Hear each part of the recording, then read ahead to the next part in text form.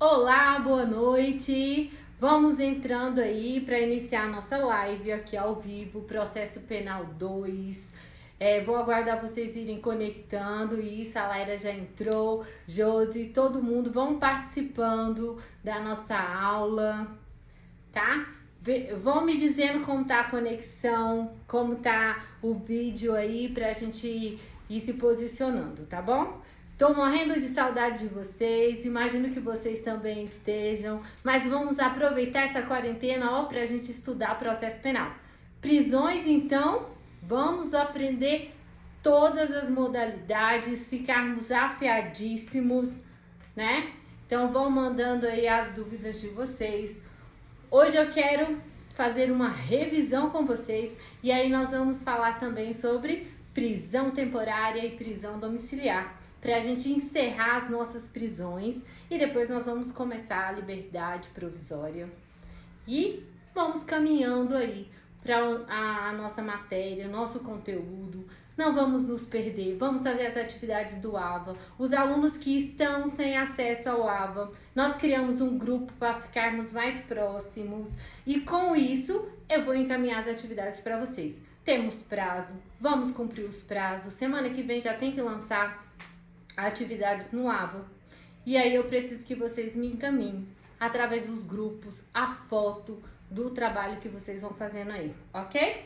Vamos lá, vamos lembrar um pouquinho sobre prisões. Lembra da nossa última aula presencial que nós falamos sobre prisões, falamos sobre a prisão em flagrante. E aí lembra o que é uma prisão em flagrante? Quais são as modalidades das prisões cautelares? Tudo isso nós vamos relembrar hoje. E aí eu quero ver como vocês assistiram aí o vídeo da prisão preventiva, o que vocês aprenderam. Mande a dúvida se vocês não conseguiram entender alguma coisa que eu passei. Mas hoje nós vamos estar fazendo um paralelo aí da prisão preventiva com a prisão temporária, né? Lembra, o que é uma prisão preventiva? Lembre que nós falamos sobre a prisão preventiva. Eu tô aguardando um pouquinho só para vocês irem entrando aí, que eu tô vendo que muitos alunos agora que começou a acessar. Então tô só fazendo uma introduçãozinha para dar tempo que vocês entrem aí e todos acessem, tá bom? O que nós falamos sobre prisão preventiva? O que eu gravei o vídeo para vocês e também o que eu falei em sala de aula quando a gente estava estudando ali as modalidades de prisões, que nós temos a prisão pena e as prisões cautelares.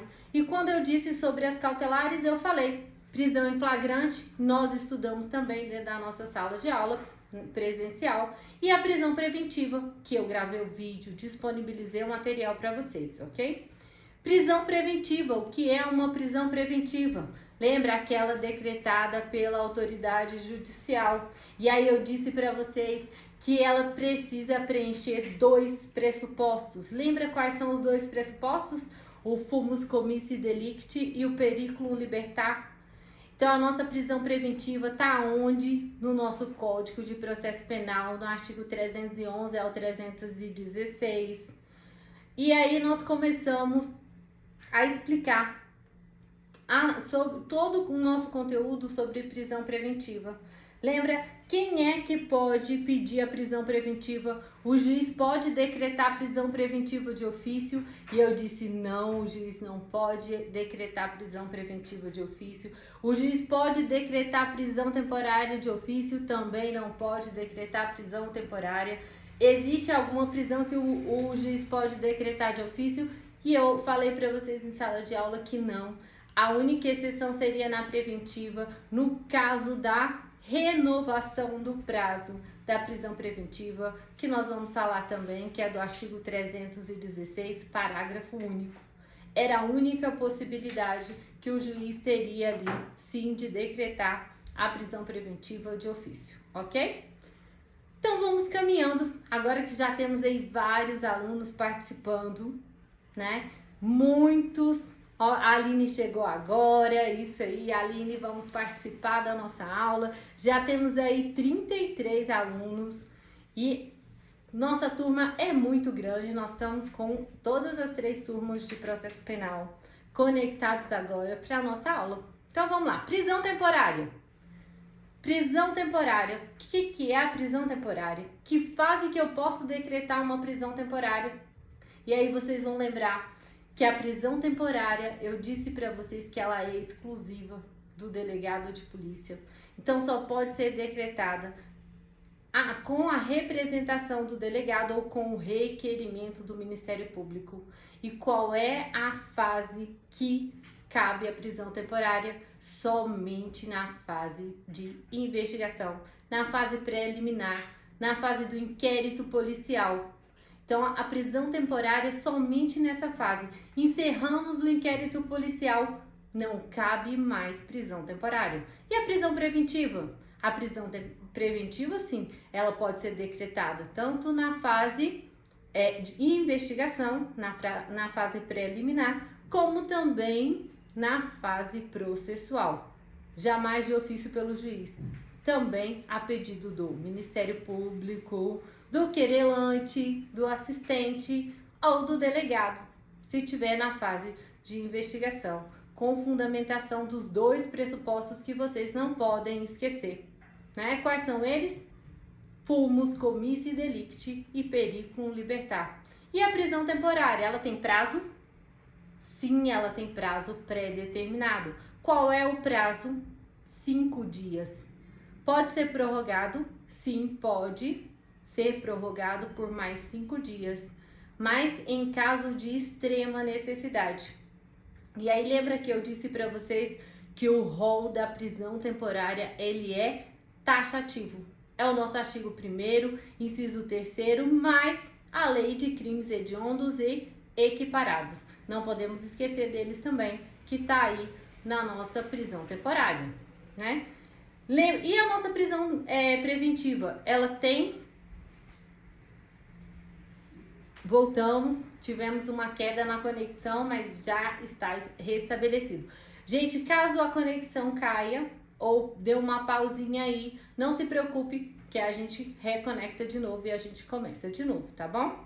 Então, o que nós estamos falando sobre o prazo? Prisão temporária tem prazo? Sim. A lei da prisão temporária é 5 dias, prorrogável por mais 5. Lei dos crimes hediondos, 30 dias. Também pode ser prorrogado por mais 30 dias. E aí vocês vão lembrar que tem que ser fundamentado também com os dois pressupostos da nossa prisão preventiva, que é o mesmo. Lembre-se deles, vocês não podem esquecer. Fumus, comissi delicti e periculum libertar, tá bom?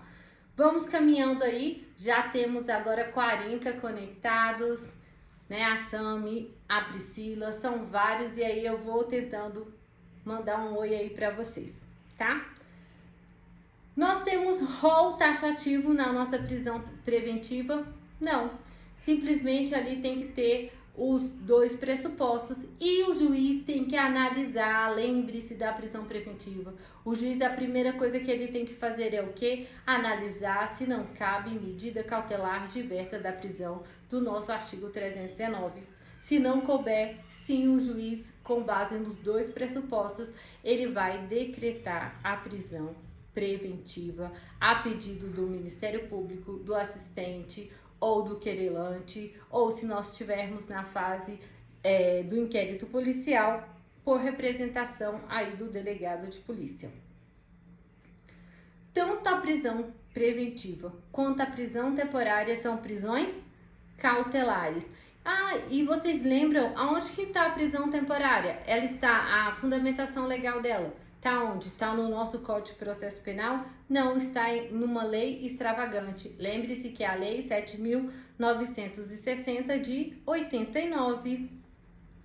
E a nossa prisão preventiva? A nossa prisão preventiva está lá no nosso CPP, no artigo 311 ao 316, com as alterações do pacote anticrime que nós tivemos, principalmente em relação ao nosso artigo 312. Lembre que o 312 sofreu alterações, nós já falamos sobre ele, eu gravei o vídeo também para vocês aí. O juiz não pode analisar, decretar de ofício as prisões, nem a preventiva, nem a temporária. E a prisão em flagrante, vocês lembram dela? que nós falamos sobre a prisão em flagrante?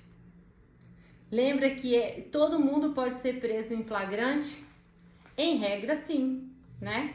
Mas aí nós vamos lembrar que nós estudamos também as nossas imunidades parlamentares. E aí na nossa imunidade parlamentar, nós sabemos que alguns não podem ser presos em flagrante, a não ser crimes inafiançáveis. Qual é a lei? É a lei da prisão temporária, Lei 7.960, tá, José? Para você aí, a nossa lei da prisão temporária, o Lucas já até respondeu aí para você logo em seguida. O que nós temos que saber mais sobre a nossa prisão temporária? O nosso rol taxativo. Qual é o nosso rol taxativo aí da prisão temporária? Dê uma analisada, estudem todos aqueles incisos ali do nosso inciso terceiro do artigo 1º para vocês memorizarem quais são os crimes que cabem aí à prisão temporária. Outra informação, quais são os pressupostos? Como eu identifico os pressupostos da prisão temporária? De acordo com o artigo 1º, inciso 1º, 2º e 3º. E aí nós temos posicionamentos doutrinários majoritários que os pressupostos, eles têm que estar presente o 3º e o 2º e o 1º combinado um com o outro. Ok? Alguma dúvida? A live vai ficar salva somente 24 horas. Mas eu tô tentando gravar aqui para vocês também, porque aí depois vocês podem sim analisar aí, ficar assistindo o vídeo depois, já para aqueles que não tiveram a oportunidade de estar ao vivo com a gente aqui na live, tá? Alguma dúvida aí? Vocês querem me mandar? Não, tô gravando também no celular, com a câmera normal, sem ser na live. Que aí depois a live fica 24 horas e depois eu disponibilizo o vídeo para vocês, ok? Vamos voltando aí para os nossos prazos. A nossa prisão, lembra que eu gravei para vocês lá sobre a prisão preventiva? A prisão preventiva tem prazo? Não, a prisão preventiva não tem prazo, mas sim pode ser revogada a prisão preventiva por ilegalidade, por excesso de prazo. E aí eu botei para vocês aí o rol da prisão preventiva. Quais são esses excessos de prazo?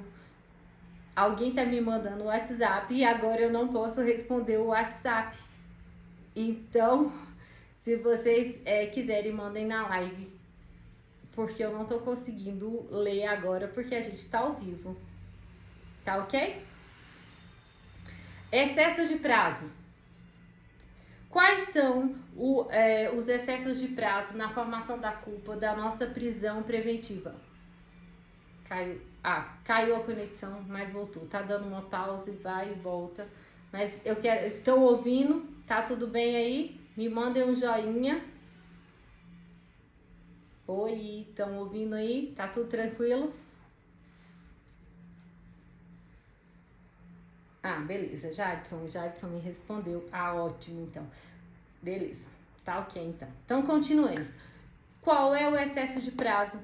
Lembre que o excesso de prazo na prisão preventiva, ele vai causar o quê? A ilegalidade, automaticamente o relaxamento da prisão. E aí eu gravei lá na prisão preventiva para vocês que hoje os nossos tribunais superiores, eles reconhecem como excesso de prazo a mora processual causada por diligências suscitadas exclusivamente pela acusação, aquela que o Ministério Público fica ali solicitando várias diligências, nunca se encerra o inquérito policial ou também na fase de instrução, fica ali o processo parado na fase de instrução com o réu preso preventivamente, e aí o Ministério Público pedindo várias diligências, e aí com isso, o que acontece? Ilegalidade, o STJ tem entendido que isso é excesso de prazo sim, na nossa prisão preventiva.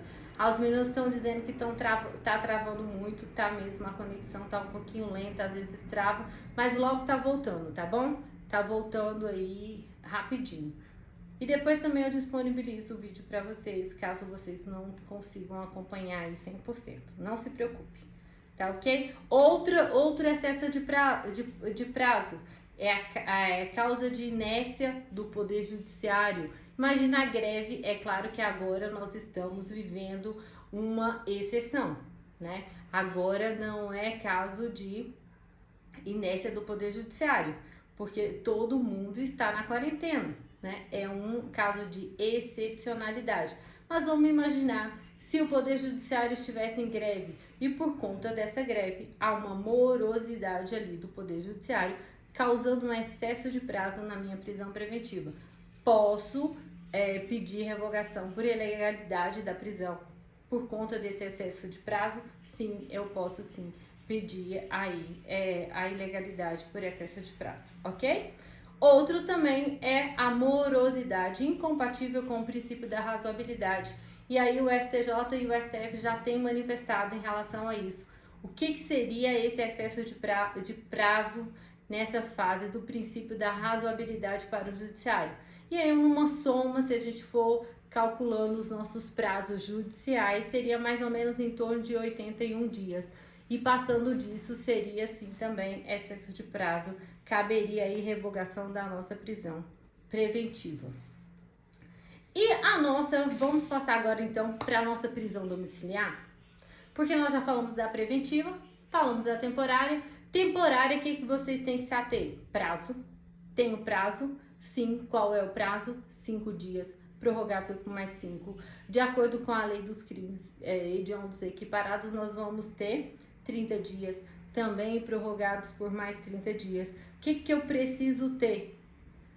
O mesmo motivo, né? Um motivo justo, um motivo que mantenha ali a fundamentação dos meus dois princípios, do fumus commissi delicti e também do periculum libertar. Eu tenho que ter ali a base de fundamentação. E aí na minha prisão temporária, o que eu vou ter? Vocês vão lembrar que na prisão temporária eu tenho que ter os dois pressupostos. Eu tenho que ter o artigo 1º, o inciso 3º, bem como o inciso 1º e o 2º, um ou outro, e a doutrina majoritária entende que eu tenho que ter os 3, porque senão não cabe a fundamentação dos meus pressupostos do fumus commissi delicti e do periculum libertar, ok? O que tem lá no meu inciso para vocês lembrarem aí quais são o meu rol taxativo?